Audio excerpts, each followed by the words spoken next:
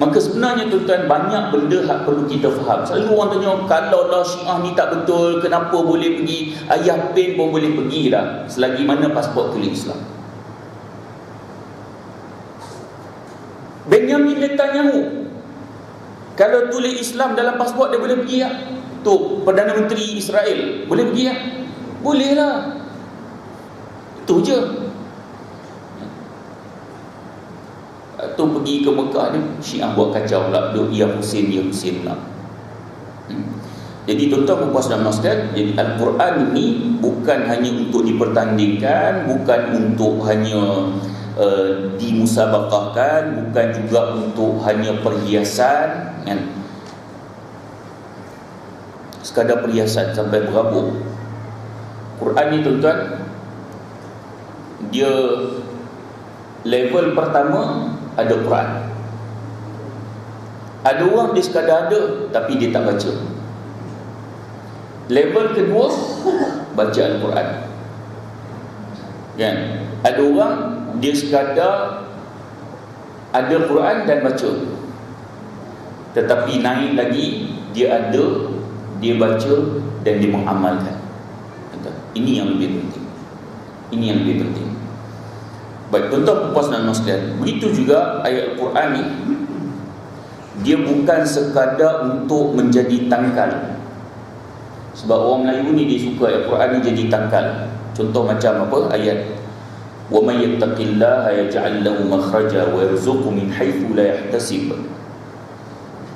Ayat apa tu? Ui, tuan-tuan hafal? Ui.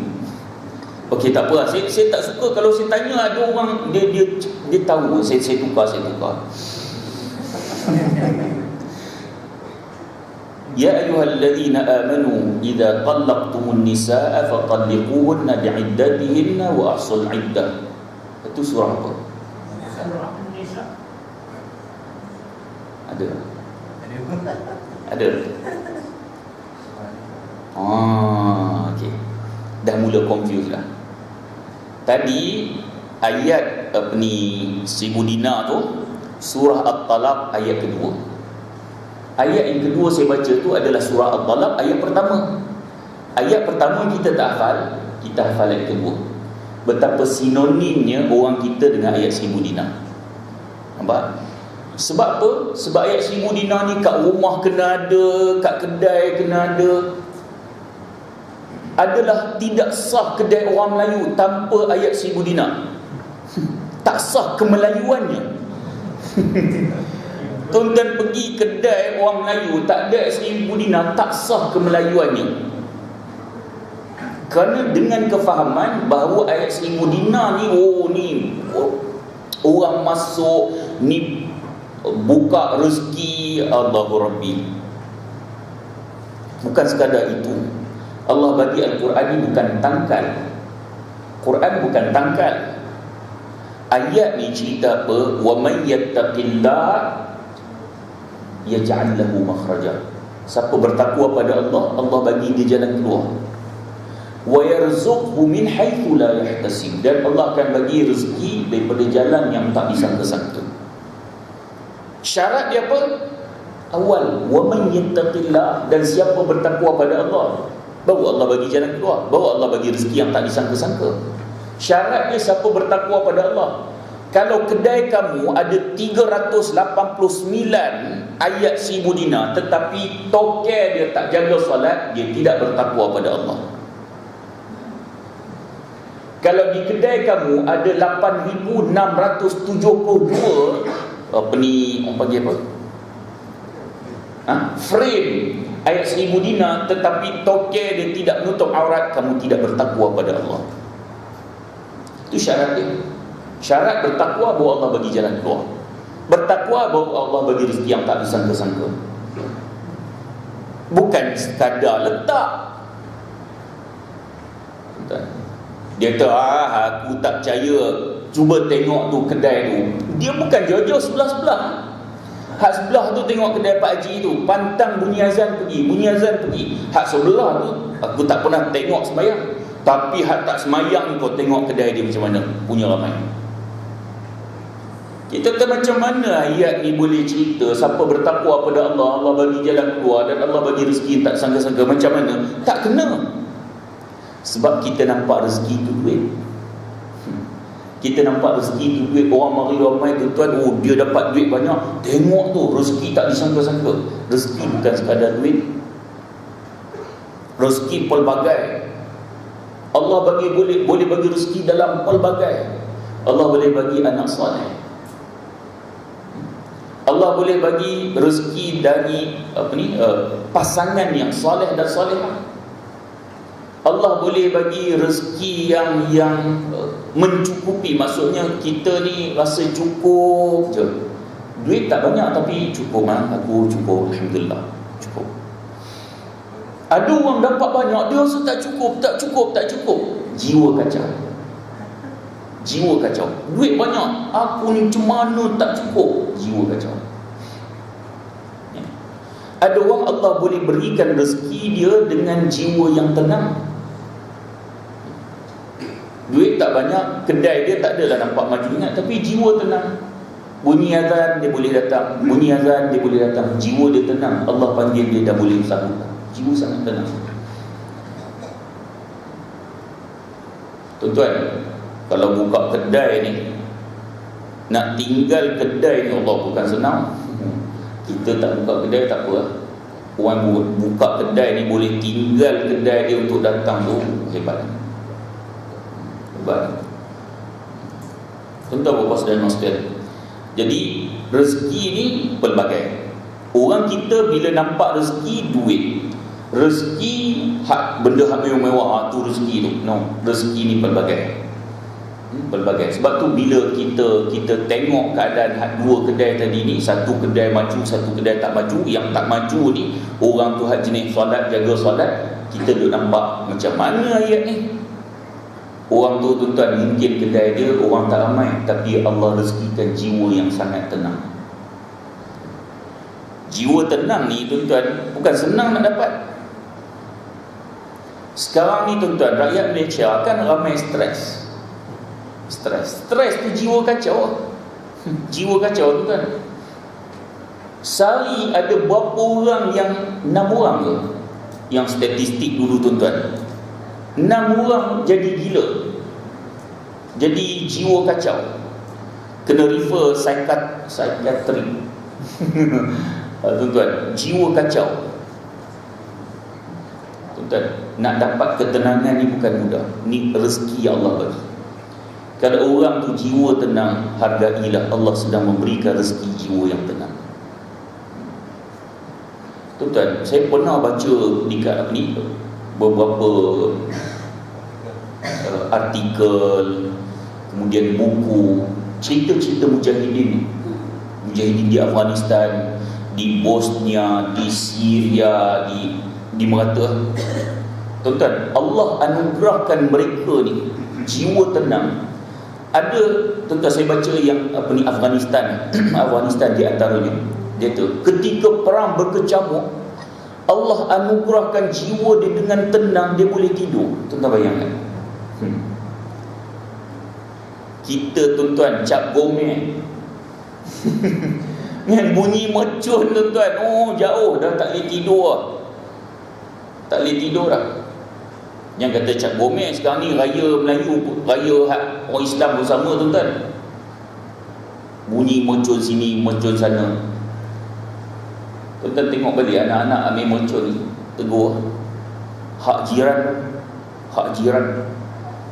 Berapa ramai ada orang tua yang sakit, anak-anak yang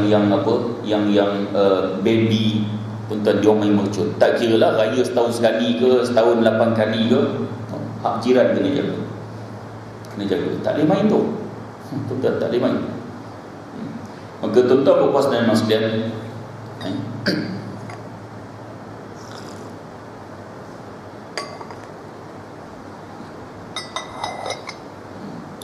tu kena jaga hak jiran. Jangan ikut suka. Kita kalau bunyi mercun tu tak boleh tidur, tapi Allah anugerahkan rezeki jiwa yang tenang ni sampai mereka boleh tidur ketika perang berkecamuk. Allah Rabbi. Kita dengar ni mustahil lah sampai macam tu. No, tuan-tuan, karamah yang Allah nak berikan pada mujahidin ni adalah di luar batasan pemikiran. Dia yang kata karamah ni adalah khariqul adah, perkara yang di luar adat kebiasaan, itu karamah. So kalau perkara yang di luar kebiasaan diberikan pada Rasul, maka ia jadi mukjizat. Benda ni, kalau benda tu adatnya, contoh macam Nabi Ibrahim, adatnya api tu panas, boleh membakar, tetapi api tidak membakar Nabi Ibrahim, maka itu nama dia mukjizat. Sebab perkara di luar batasan adat, kalau berlaku pada Rasul, itu nama dia mukjizat. Kalau berlaku pada orang beriman, nama dia karamah. Kalau berlaku kepada orang yang kufur, ia boleh diberi ataupun atas nama istidraj. Istidraj ni tuan-tuan, Allah bagi supaya dia jauh lebih kufur. Sebab tu kadang-kadang ada orang dia kata, aku duk maki tok guru ni, aku duk lawan Islam, aku kaya tak? Tak kena panah peti pun. Orang Melayu dia kena panah peti baru dia rasa ni. Tak kira tuan-tuan, Allah bagi tu di atas nama istidraj. Bila dia makin senang, makin tolak Islam, makin senang, jangan rasa dia pihak yang betul. Kadang-kadang Allah bagi tu atas istidraj. Dan Allah juga boleh bagi kepada orang kafir khariqul adah ni, di luar batasan adat, atas nama sihir. Contoh kalau tuan-tuan tengok David Copperfield kan, bagi hilang kapal terbang, bagi hilang macam-macam. Allah bagi juga tuan-tuan, Allah izin juga, tapi atas nama sihir. Dia khariqul adah juga, dia di luar batasan adat juga, tapi atas nama sihir. So tuan-tuan, semuanya adalah di luar batasan adat. Adat A tapi jadi B. Cuma yang membezakan ialah diberikan pada siapa. Kalau bagi pada Rasul, nama dia mukjizat. Bagi pada orang beriman, nama dia karamah. Ni yang karamah yang mujahidin dapat ni di medan jihad ni. Jiwa jadi tenang sampai boleh tidur di ketika perang berkecamuk. Kita tidak duduk di medan tersebut, kita rasa kulit takkan kot itu kita. Tetapi mereka yang duduk di dalam medan tersebut tuan-tuan, mereka melihat kebesaran Allah di depan mata mereka sendiri. Baik. Yang dinamakan irhas tu adalah diberikan kepada golongan Rasul yang sebelum dilantik menjadi Rasul. Irhas. Jadi tuan-tuan, contoh masa kanak-kanak Nabi dibelah dada apa semua tu kan? So itu petunjuk bahawa dia nanti akan dilantik menjadi Rasul. Itu nama dia irhas. Bila dah dilantik menjadi Rasul, ia dinamakan mukjizat. InsyaAllah nanti kita akan sambung ayat kelima tu. Ulaika kalam sambung dia. Bi'sa mathalul qaumil ladzina kadzabu bi ayatillah wallahu la yahdil qaumadh zalimin. Kita akan sambung ayat.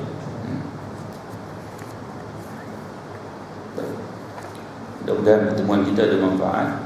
Kalau terasa bahasa, mohon maaf banyak pada tuan-tuan, puas dan muslimin.